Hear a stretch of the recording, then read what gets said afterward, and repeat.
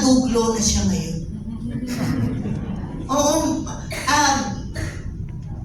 maganda ang pananaw ko kay Tita Glo because we know better. We know who she is. Alam natin ang pagkatao niya. Anong klase siyang artista pa.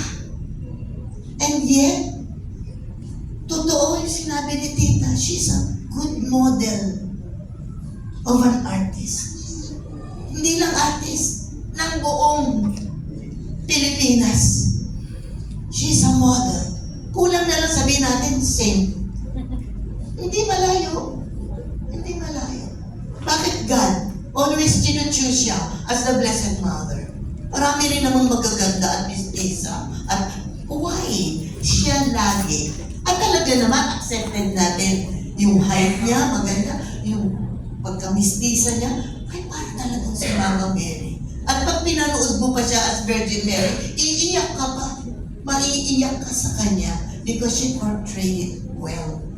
Maaring yung spirit ni Mama Mary pumapasok na rin sa kanya.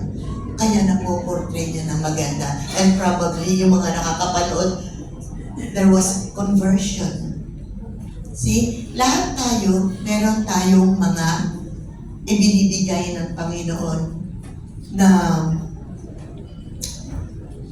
duty natin dito sa mundo para magtulungan sa bawat isa.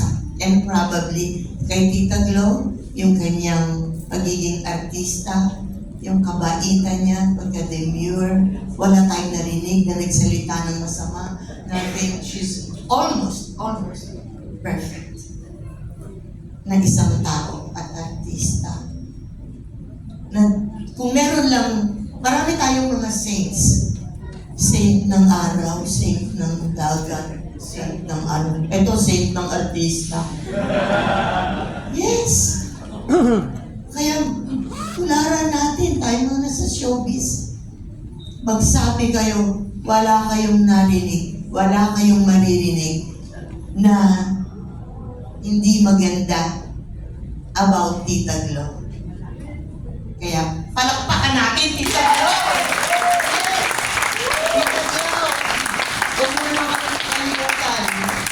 Alam ko, sinundo ka ni Mama Mary. Kaya, salamat po sa inyo.